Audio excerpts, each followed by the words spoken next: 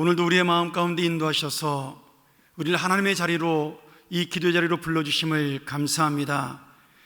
우리가 정말 이 시대를 바라보며 기도할 때이고 주님을 의지할 때인데, 우리가 정말 가장 근본적인 것을 놓치지 않는 그런 귀한 믿음의 사람들이 될 수 있도록 인도하심을 감사드리고, 오늘 이 시간 다시 한번 하나님의 은혜를 의지하고 하나님의 긍휼을 붙드는 귀한 시간 될 수 있도록 인도하여 주시옵소서.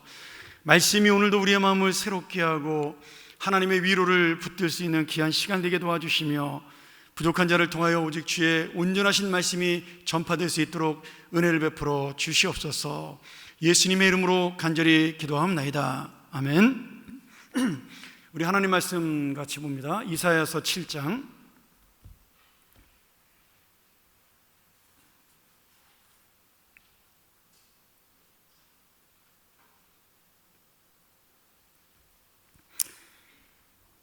우리 1절부터 7절까지 보도록 하죠.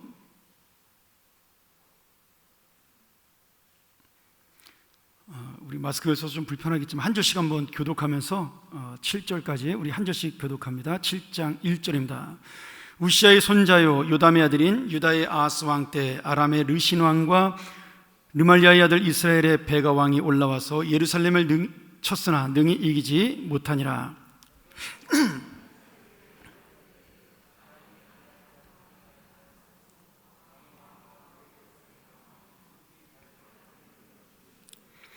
그때 여호와께서 이사야에게 이르시되, 너와 내 아들 스왈야습은 윗못 수도 끝 세탁자의 밭 큰 길에 나가서 아하스를 만나 그에게 이르기를, 너는 삼가며 조용히 하라. 르신과 아람과 르말리아의 아들이 심히 노할지라도 이들은 연기나는 두 부직갱이 그루터기에 불과하니 두려워하지 말며 낙심하지 말라. 아람과 에브라임과 르말리아의 아들이 악한 꾀로 너를 대적하여 이르기를, 우리가 올라가 유다를 쳐서 그것을 쓰러뜨리고 우리를 위하여 그것을 무너뜨리고 다브엘의 아들을 그 중에 세워 왕으로 삼자 하였으나, 같이 봅니다. 주 여호와의 말씀이 그 일은 서지 못하며 이루어지지 못하리라. 아멘. 오늘 이 이사야서 7장의 말씀을 우리가 가지고 제가 다른 본문은 놔두고 우리 3절에 나온 이사야의 아들 이름을 가지고 좀 여러분하고 은혜를 나누고자 합니다. 우리가 좀 이 본문을 이해하기 위해서는 이스라엘 역사의 배경을 좀 알아야 되겠는데요, 아마 이 본문이 내일 아침 새벽에도 4절까지 제가 읽고 전혀 이제 좀 다른 내용을 가지고 얘기를 하려고 그러는데, 역사적 배경은 똑같은 거니까 한번 제가 잠깐 한 5분 정도 설명을 드리도록 하겠습니다. 오늘 1절에 보면 아하스 왕 시대에 지금 북이스라엘과 지금의 시리아인 아람 왕이 연합해서 침공을 하게 됩니다. 근데 지금 아하스 왕을 소개하면서 그 할아버지의 이름과 아버지의 이름인 우시아와 요담의 이름을 소개하고 있죠. 그냥 아하스 왕이라고 하지 않고 할아버지와 아버지까지 이야기하는 것은 분명히 이유가 있는 거죠.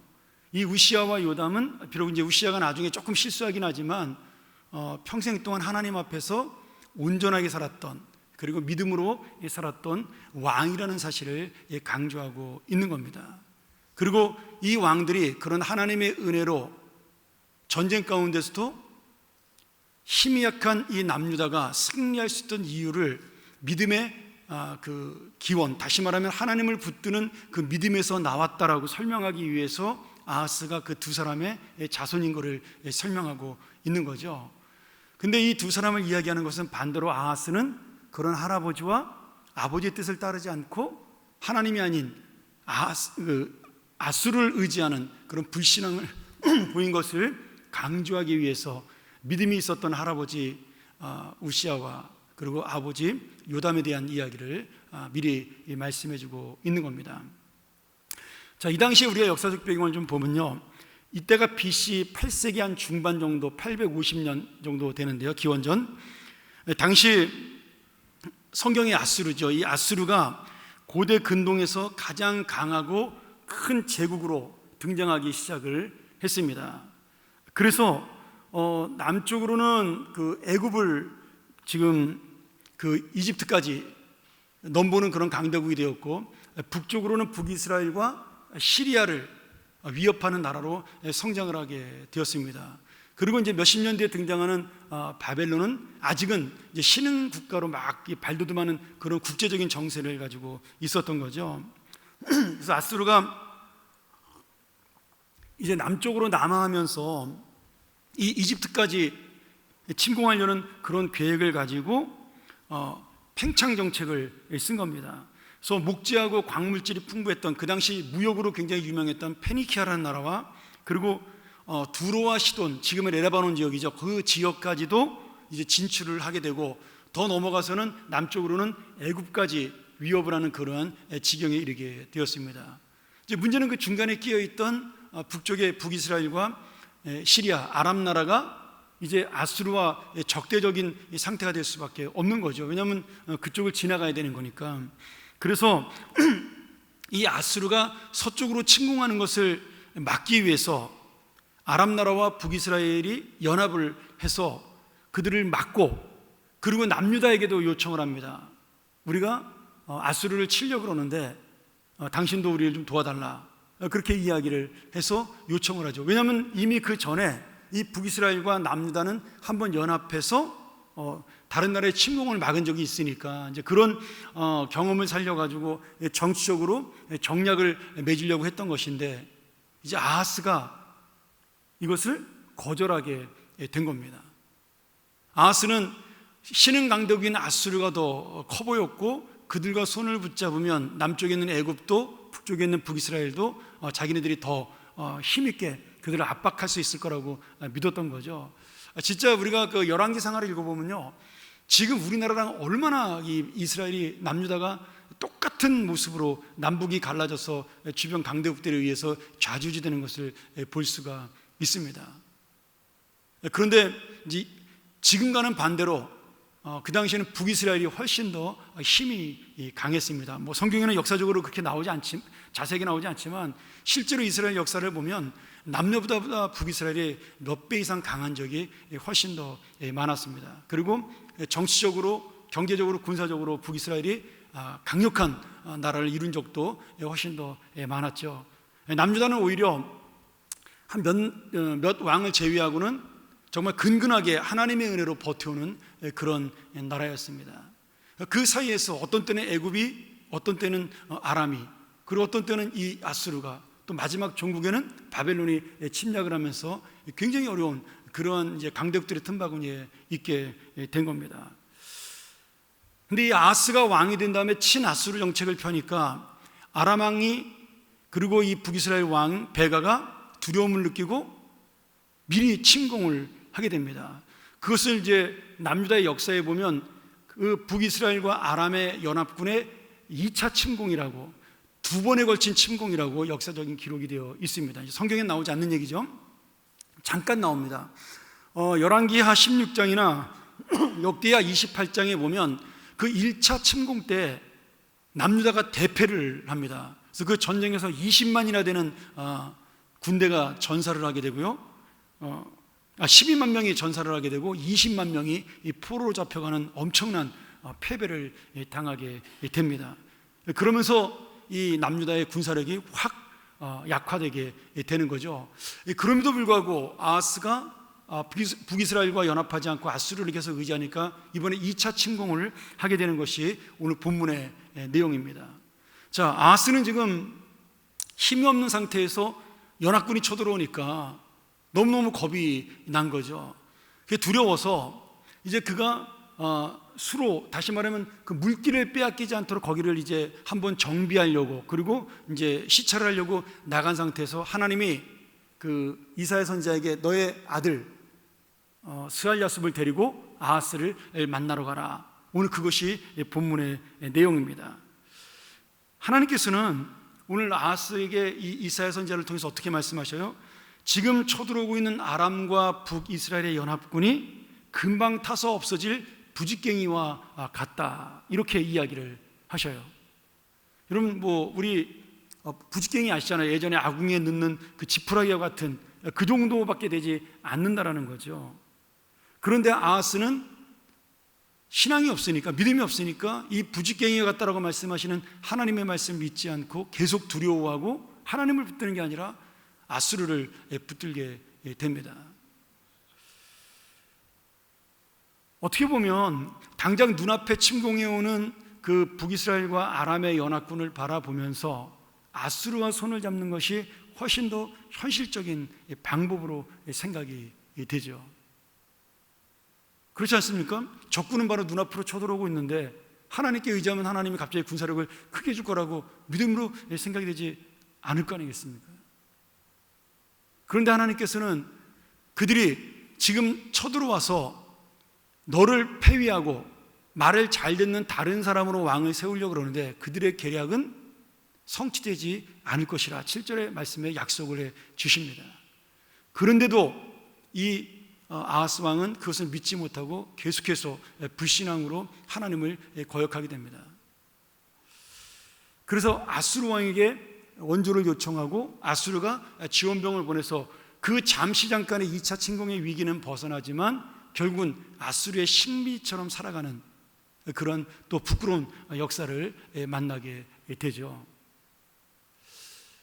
자, 오늘 이 말씀을 바라보면서 우리가 인간적으로 어떤 방법을 사용하고 내가 머리를 쓰면 그것이 금방은 눈에 잘 보이는 것처럼 보이고 성공하는 것처럼 보입니다.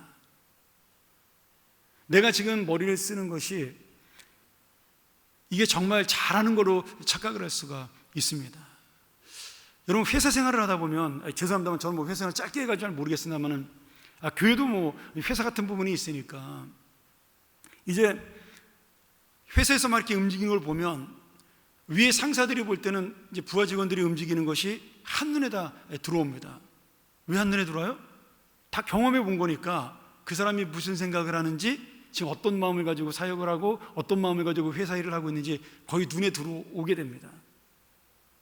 그런데 그 회사의 직원이 상사를 속이면서 잔머리를 쓸 때가 있어요. 저도 이제 부목사 시절에 그런 경험들이 있습니다.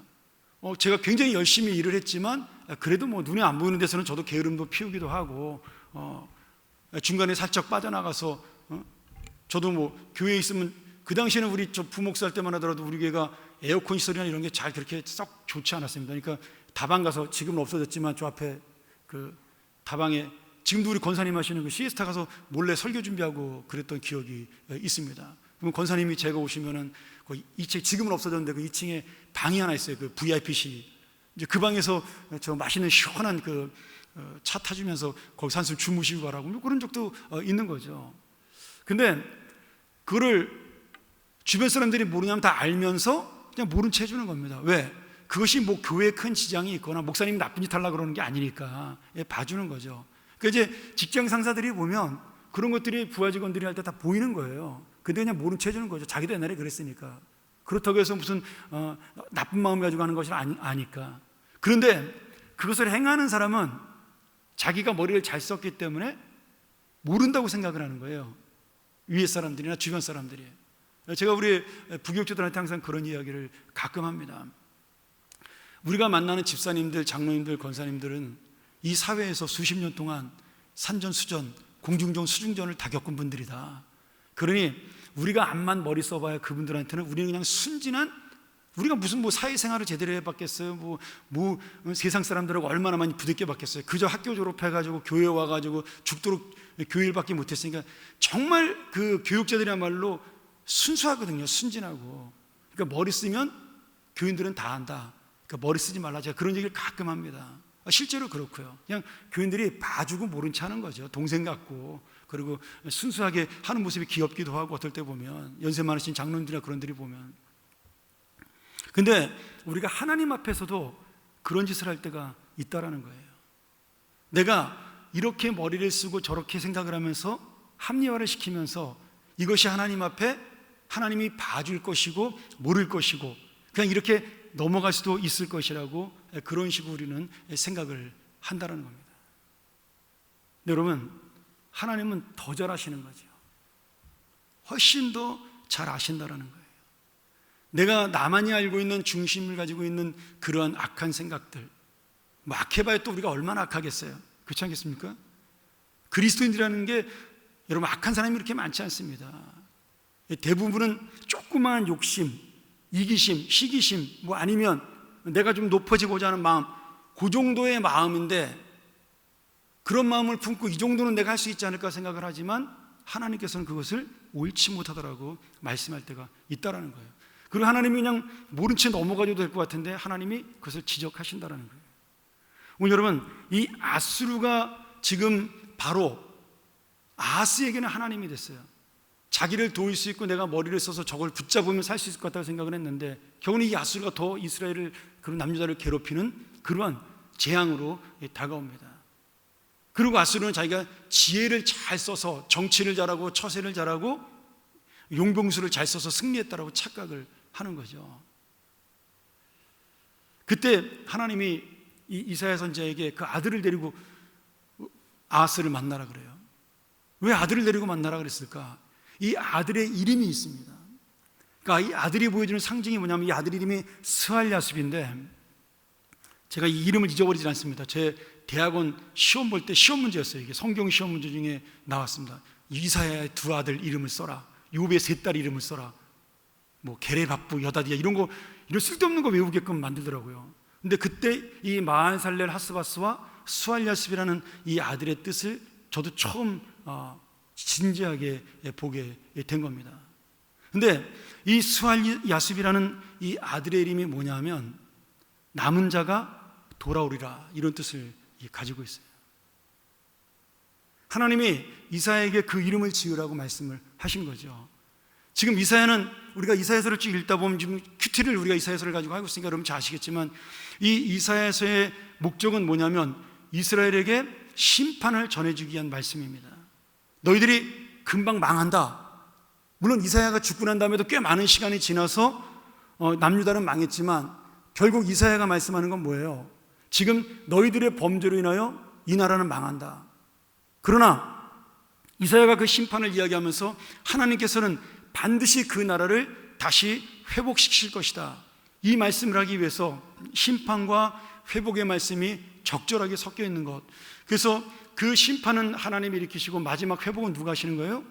이사야 53장에 나오시는 고난의 종 예수 그리스도가 하시는 것을 강조하기 위해서 이 이사야를 쓴 겁니다. 그러니까 이미 이사야는 자기의 아들 이름을 지으면서 자기 사역을 그 속에 상징적으로 보여주고 있는 거예요. 남은 자가 돌아오리라. 이 남은 자가 뭐예요? 이 남유다가 북이스라엘이 멸망하고 마지막까지 하나님의 믿음을 지킨 자는 결국 하나님이 남은 자들, 우리가 이제 구루터리 교회라고도 부르죠. 그 남은 자들을 통해서 하나님의 역사를 이루신다라고 말씀하고 있는 겁니다. 여러분, 너무 놀랍게도요, 하나님은 이 아하스 왕이 악한 마음을 가지고 머리를 부수고 잔머리를 써서 하나님을 의지하지 않고 아수르를 의지했던, 아니면 뭐 다른 방법을 썼던 간에 하나님이 일단 약속한 것은 지키십니다.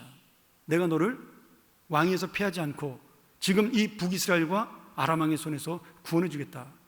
거기까지 약속을 지키셔요. 아수르를 의지했기 때문에 그것이 풀린 것이 아니라는 거예요. 하나님이 약속하셨기 때문에 하나님이 풀어주신 거예요. 그러나 지금 이 스알야습을 보여주면서 남은 자가 돌아오리라고 말씀하는 것은 뭐예요? 아하스가, 이스라엘 백성이, 그 신하들이 이 남은 자와 같이 하나님을 끝까지 붙드는 이 어렵고 힘든 때 하나님을 의지하는 신앙을 붙들지 않으면 너희들은 남은 자가 돌아올 때 이 자리에 있지 않을 것이라는 경고의 말씀을 주시고 있는 겁니다. 여러분, 지금 아하스하고 신하들은요, 세상적인 가치관에 사로잡혀 있는 거예요. 세상적인 지혜로 어떻게 이 위기를 넘겨보고 이 어려움을 극복해 보려고 애를 쓰고 있는 거죠. 근데 그런 모습에 하나님이 실망하면서 이 스알야습을 통하여 남은 자가 오리라고 말씀하지만, 그럼에도 불구하고 이사야는 하나님의 이 은혜와 약속을 기억하고 이 말씀을 끝까지 전하고 있다라는 거예요. 여러분, 우리의 사명은요, 내가 원하는 열매를 따는 것이 우리의 사명이 아닙니다. 우리는 그저 하나님이 지키시는 것을 그냥 전하는 거예요. 하나님이 원하시는 것을 전하고 하나님 지키라고 말씀하는 걸 지키다가 그냥 끝나면 되는 인생인 겁니다. 그리고 그 나머지의 결과는 주님 앞에 맡기는 거죠. 이사야가 아하스가 불순종할 걸 알았어요. 이스라엘 백성이 망할 것도 알았습니다. 그럼에도 불구하고 지금 이 말씀을 남은 자가 돌아오리라는 자기 아들을 통하여 실체를 보여주고 있는 겁니다. 이 스알랴습이 어린아이였어요. 근데 이 아이를 통하여 하나님께서 이 어린아이와 같이 미련하고 무지하고 부족해 보여도 나의 약속을 지킨 자는 하나님이 돌아오게 만들 것이다. 이 아이가 지금은 보잘것없는 것처럼 보이지만, 아무것도 아닌 것처럼 보이지만, 하나님은 이 아이를 통해 하나님의 역사를 이루고 하나님의 소원을 이루고 하나님의 비전을 이룰 것이다. 그 말씀을 전해주고 있는 겁니다. 지금 이 시대에 이루어지지 않아도 지금 이사야는 그저 하나님 말씀에 순종해서 그 말씀을 그대로 지키고 전하고 있는 거죠. 이것이 사명자의 삶이라는 겁니다. 그리고 이사야가 절망하지 않는 이유는 아하스 왕은 하나님의 말씀을 듣지 않지만 그 하나님이 약속하신 남은 자를 통해서 하나님의 역사는 계속해서 이루어지고 있다는 사실을 이사야는 이미 알고 있는 거예요. 자기 나라의 역사를 쭉 보면서 하나님이 어떻게 이 남은 자들을 사용하셔서 역사하셨는가를 보고 있는 거죠. 여러분, 남은 자의 가장 첫 번째 사람이 누구예요? 노아입니다. 노아와 그의 가족이죠. 이 세상의 마지막으로 모든 것을 심판당할 때 하나님은 그 노아의 가족 8식구를 살림으로 남은 자가 새로운 나라를 만들 수 있도록 허락을 하셨습니다. 갈대아 우르 땅에 수도 없이 많은 민족들이 있었지만 그 민족들이 다 우상을 섬기는 그 가운데 하나님은 아브라함을 선택해서 그 아브라함의 씨로 인하여 남은 자가 되게 하셨고 하나님의 약속이 이루어지고 이어지게 만들어 주셨다는 거예요. 그 사람이 어떻게 돼요? 나중에는 모세로 가는 것이고, 그리고 또 포로생활에서 마지막으로 망한 것처럼 보는 이스라엘 속에 에스더라는 왕비로, 또 포로생활 70년 가운데 말씀을 전하는 에스겔로, 다니엘로, 그리고 돌아오는 스룹바벨 총독으로, 에스라 선지자로, 느헤미야로, 그렇게 하나님께서는 계속해서 남은 자를 통해 하나님의 역사를 이루어져 가고 있는 겁니다. 이루시고 있는 거예요. 말씀 정리하죠. 중요한 건 뭐냐? 내가 지금 그 남은 자 속에 들어갈 수 있느냐는 겁니다. 여러분, 우리가 믿든 안 믿든, 내가 확신이 들든 안 들든, 내가 인간적인 지혜와 방법으로 잔머리를 쓰며 이 세상을 살아가던, 아니면 우직하게 멍청하고 바보처럼 보이지만 하나님 말씀대로 붙잡고 살아가던, 남들 신경 쓰지 아니하고 오직 주님이 원하시는 일이 무엇인지를 찾으며 살아가는 그런 인생이 되든, 어떻게 되든 간에요, 우리와 상관없이 하나님의 역사와 하나님의 뜻은 이루어져 가는 겁니다. 근데 중요한 건 그 하나님의 역사를 이루는 가운데 나는 그 속에서 남은 자로 하나님과 함께 역사하는 동역자가 될 수 있느냐. 오늘 이사야가 그걸 우리에게 던지고 있는 거예요. 나는 내 아들과 같은 그 남은 자들이 반드시 나올 것이라고 믿는다. 당신은 믿지 않지만, 아하스 왕, 당신과 당신의 신하들은 믿지 않지만, 나는 반드시 이 어린아이와 같은 믿음을 가진 자들이 분명히 일어나 하나님의 역사 속에 함께 움직일 것을 믿는다. 여러분, 아하스 왕이 볼 때 얼마나 이게 우스워 보였겠어요. 어린아이 데리고 와서 장난치는 것도 아니고. 이사야가 그 말씀 전했을 때 지금 적군은 쳐들어오고 있는데 이 위급한 상황에 이 이사야의 말을 들으면서 아하스가 얼마나 우습고 기가 막히고 말도 안 되는 얘기라고 생각을 했겠어요. 여러분, 세상은 우리가 복음과 진리를 전하면요 그렇게 생각을 합니다. 야, 그렇게 살아가지고 밥이나 먹고 살겠냐? 근데 여러분, 밥은요 자기가 주는 게 아니잖아요. 하나님이 주시는 거죠. 우리가 그 사실을 놓치고 있다라는 거예요. 세상은 마치 자기가 우리를 먹여 살리고 우리를 이끌어가는 것처럼 보이지만 아니라는 거예요. 우리가 인생을 살다 보면 진짜 우리에게 수많은 세상적인 것을 던져주는 것들이 우리를 살리는 것이 아니라는 겁니다. 오히려 그것들은 뭐예요? 우리에게 실망을 주죠. 내가 믿고 살았던 것, 의지하고 살았던 것, 내가 붙들었던 것들은 오히려 나에게 사람이든 물질이든 결국 나를 실망하게 만들고 나를 낙심하게 만듭니다. 결국 우리를 끝까지 붙드는 건 뭐예요? 하나님이시고 그 하나님을 붙드는 믿음입니다. 오늘 그것이 바로 오늘 스알야습이라는 남은 자가 돌아오리라는 그 하나님이 우리에게 주시는 은혜의 의미입니다. 사랑하는 여러분, 이 땅에 수많은 사람들이 있지만 결국은 누가 남은 자냐?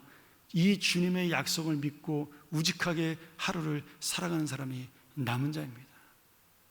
이 세상의 풍토와 문화와 정치와 경쟁에, 그리고 이 경쟁사회에 흔들리지 아니하고, 또 이 세상이 나를 속인다고 해서 그것 때문에 낙심하지 아니하고, 뭐 푸시킨의 시처럼 삶이 그대로 속일지라도 슬퍼하거나 노여하지 말라, 그 정도 차원의 문제가 아니라, 여러분, 이 세상은 날마다 우리를 속이지만 우리는요, 그 세상을 믿지 않기 때문에 실망하지 않고 낙심하지 않을 수 있는 믿음, 그것이 하나님이 우리에게 원하시는 믿음이라는 거예요.